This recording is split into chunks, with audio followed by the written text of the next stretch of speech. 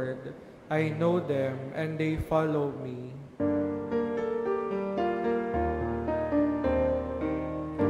Hallelujah, hallelujah, hallelujah, hallelujah, hallelujah,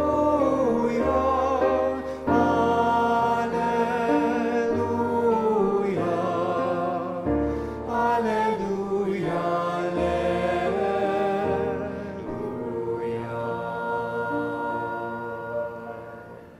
The Lord be with you. And with your spirit. A proclamation from the Holy Gospel according to Luke. Glory to you, O Lord. Jesus said to his disciples, I have come to set the earth on fire, and how I wish it were already blazing. There is a baptism with which I must be baptized, and how great is my anguish until it is accomplished. Do you think that I have come to establish peace on the earth? No, I tell you, but rather division. From now on, a household of 5 will be divided, 3 against 2, and 2 against 3.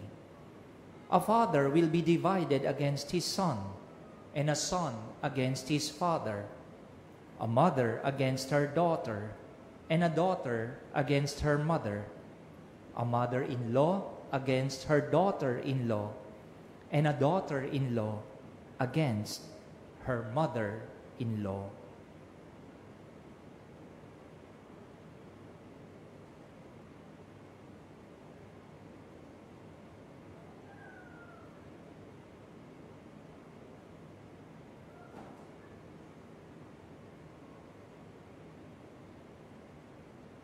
Dear sisters and brothers, the Gospel of the Lord. Praise to you, Lord Jesus Christ.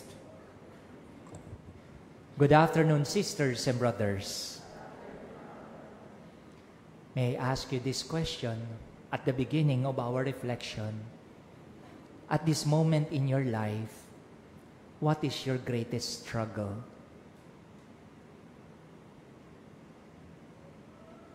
Ano iyong hinaharap mong matinding pagsubok na ngayon? I want you to take note of that because it plays a vital role in our following of the Lord. The second reading reminded us, in your struggle against sin, you have not yet resisted to the point of shedding blood. Ours is a society na ang bilis-bilis mawalan ng loob. In fact, when tempted to sin, we don't struggle against sin anymore. We just give in. Ang bilis-bilis natin sumuko. Ang bilis-bilis nating isuko yung ating mga sarili and just indulge in sinful acts. We have forgotten to struggle. Perhaps dahil nga we have lost that courage. I want you to remember that every struggle, sisters and brothers, are not meant to put us down. No. Yung bawat pagsubok na kinakaharap natin, pamamaraan yan to lead us into what keeps us focused. Yung paghihirap na pinagdaraanan mo, reminder sa iyo yan. What is your focus in life? Where is your goal? Or who is that goal in your life? Kaya nga sabi, keep our eyes fixed on Jesus. Keep our eyes focused on the Lord. The Lord Jesus is the one who leads us. The Lord Jesus is the one who perfects our faith. Kung mayroon kang struggle, kung mayroon kang pagsubok, balikan mo Ano ba yung nagbibigay direksyon sa buhay mo? Walang iba kundi si Jesus. That's why every time, Sunday we come to church because we come to encounter the Lord Jesus. Paalala sa atin to. Nasaan ang focus mo? Anong gusto mo sa buhay mo? For example, mga estudyante, anong focus mo? Hindi ka lang basta makapasa sa exam. The focus is to graduate.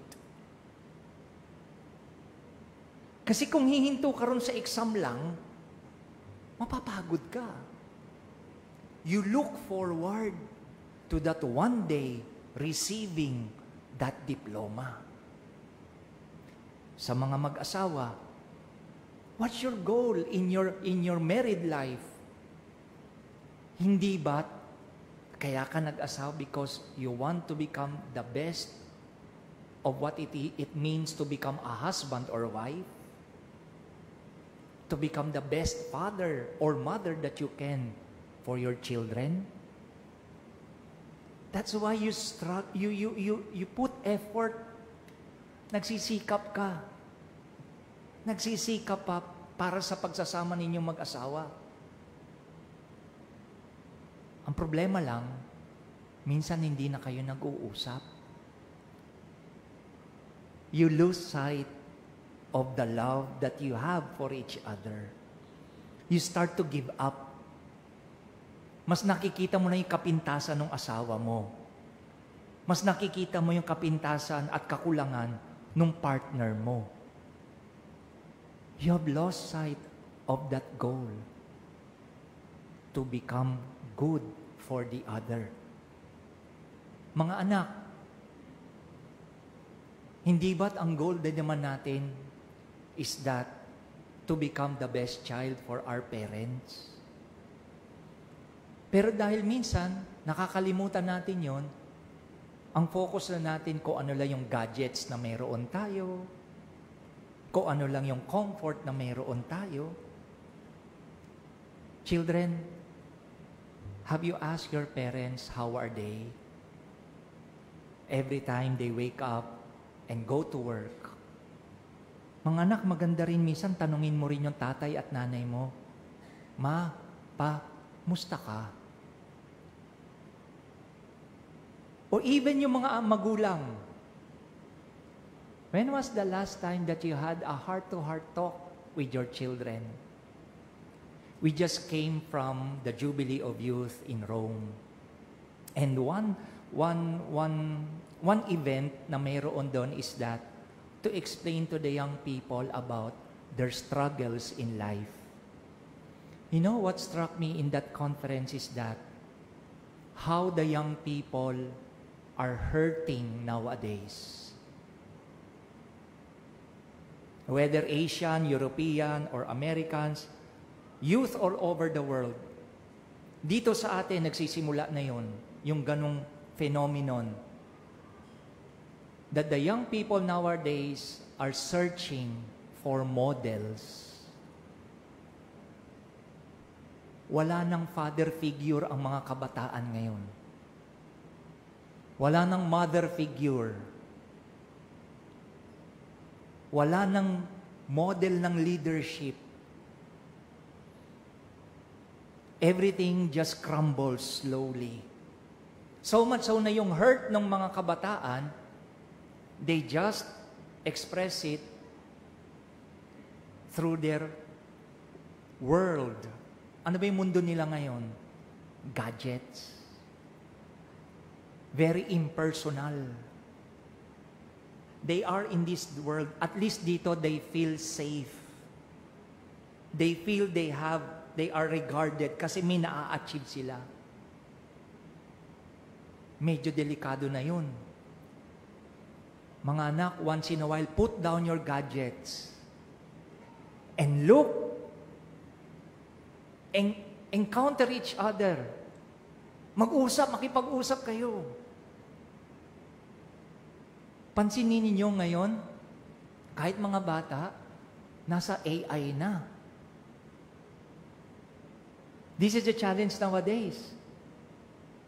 Anything that is prompted to the AI, binabasa na lang ng mga bata. Yun na yung kanilang mundo. Doon na sila naghahanap ng sagot. Doon na sila naghahanap ng kahulugan. Dear people of God, wake up.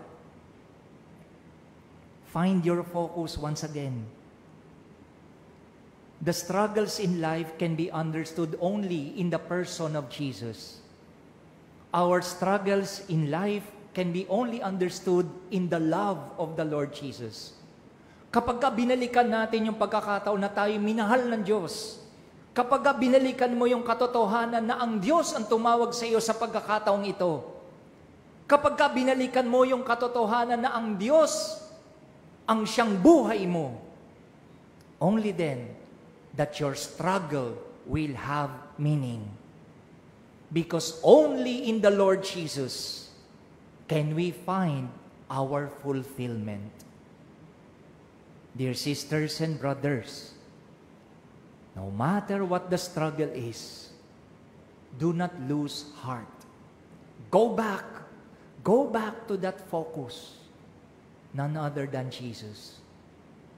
The desire of the soul is to be with God. At sana yun yung pagsumikapan natin. Desire the Lord always. Choose Jesus. Choose the Lord. Sa inyong pagsasama bilang pamilya, bawat desisyon, isipin nyo, si Jesus ba ay kasama sa desisyon na ito? Then choose God. Sa mga estudyante, every time you make a review, si Jesus ba ang pinipili mo? Choose the Lord Jesus. It may never be popular, but choosing the Lord is not about popularity. It's about being right and being just before the Lord. Mga anak, never lose heart. Return. Focus. Choose the Lord Jesus. Amen.